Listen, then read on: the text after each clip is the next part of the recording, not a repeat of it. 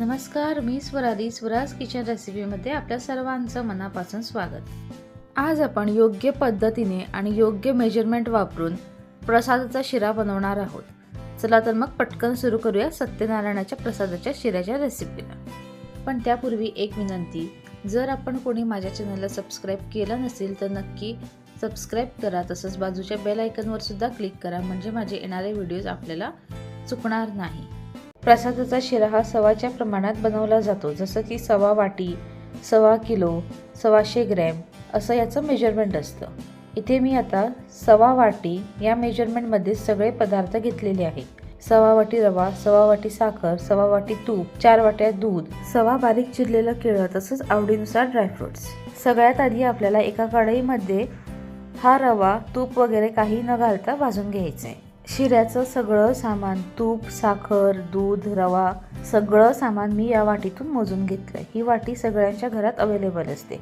आपण सामान मोजत असताना शक्यतो एकाच भांड्याचा वापर करावा, म्हणजे मेजरमेंट हलत नाही.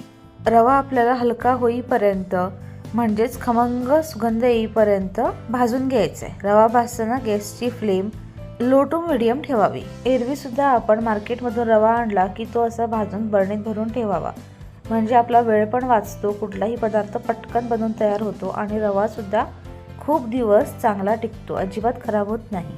तसं शिरा बनवताना रवा आधी भाजून घेतला तर वेळ कमी लागतो, कमी वेळात रवा छान भाजून होतो. तसंच शिऱ्याला टेक्स्चरसुद्धा खूप सुंदर येतं. रवा भाजलेला सुंदर अरोमा यायला लागलेला आहे. आता आपण हा रवा एका भांड्यामध्ये काढून घेऊया.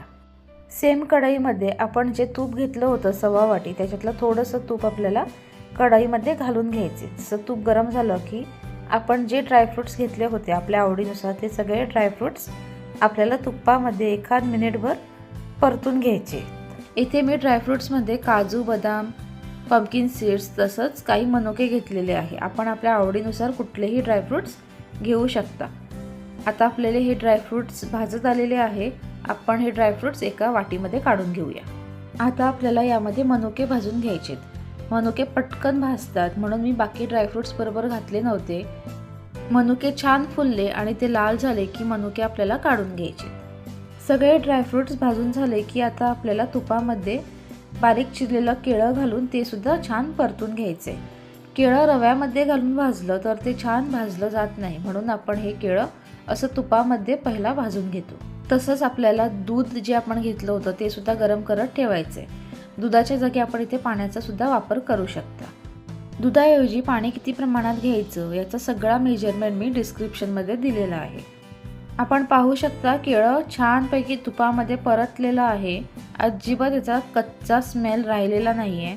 आता या स्टेजला आपण जो रवा भाजून घेतला होता तो सगळा रवा आपल्याला केळ्यामध्ये घालून 1 ते 2 मिनिटासाठी परतून घ्यायचा आहे. सवा वाटी तुपामधलं आपल्याला 1 चमचा तूप या रव्यामध्ये घालून रवा 2 मिनिटासाठी परतून घ्यायचा आहे. भाजलेला रवा तुपामध्ये 2 ते 3 मिनिटं परतला की तो तुपामध्ये छान फुलतो.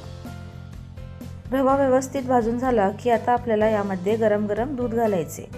दूध आपल्याला थोडं थोडं करून घालायचे, म्हणजे ते बाहेर येणार नाही. त्याचबरोबर रव्याच्या गुठळ्यासुद्धा होत नाही. जसं मी मगाशी सांगितल्याप्रमाणे इथे आपण पाण्याचा सुद्धा वापर करू शकता. पाणी घेत असताना आपल्याला रव्याच्या 2 पट जास्त पाणी घ्यायचे. तसंच दूध घेत असताना आपल्याला रव्याच्या 3 पट जास्त दूध घ्यायचे. दूध वापरल्यामुळे आपल्या शिऱ्याला खूप छान सुंदर क्रीमी असं टेक्स्चर येतं. आता रव्याच्या 3 पट जास्त म्हणजे 4.25 कप दूध होतं, म्हणून मी इथे 4 कप दूध घेतलेलं आहे.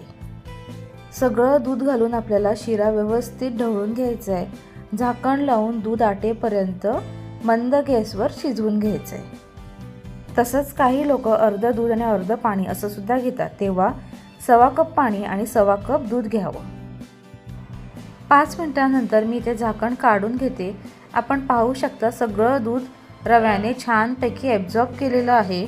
सध्या आपल्याला हा शिरा खूपच ओला वाटतोय, परंतु आपण पाहू शकता जसं जसं मी हा शिरा ढवळून घेते तसं तसं हा शिरा आपल्याला खूपच सुका वाटतोय, खूपच असा ओलसर वाटत नाही आहे. आता आपल्याला यामध्ये 1.25 वाटी साखर घालून व्यवस्थित ढवळून घ्यायची आहे. तसेच तुपामध्ये तळून घेतलेले ड्रायफ्रूटसुद्धा आपल्याला आता या स्टेजला घालून घ्यायचे. सगळे जिन्नस छानपैकी मिक्स करून घ्यायचे.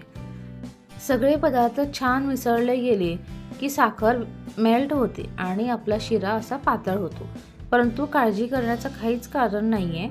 लगेच हा शिरा पहिल्यासारखा घट्ट होतो. आता वाटीमध्ये जे उरलेलं सगळं तूप आपल्याला शिऱ्यावर घालायचं आहे आणि शिरा झाकून 5 मिनिटं वाफवून घ्यायचा आहे.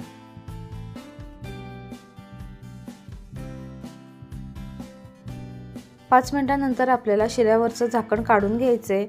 शिरा थोडासा मिक्स करून घ्यायचा आहे. वेलची पूड, जायफळ पूड घालून घ्यायची आहे. चांगला ढवळून घ्यायचं आहे आणि आपला हा प्रसादाचा शिरा तयार. तेव्हा या पद्धतीचा हा प्रसादाचा शिरा जेव्हा तुमच्याकडे पूजा असेल तेव्हा नक्की बनवून पहा. आवडलं असल्यास कमेंट करून कळवा.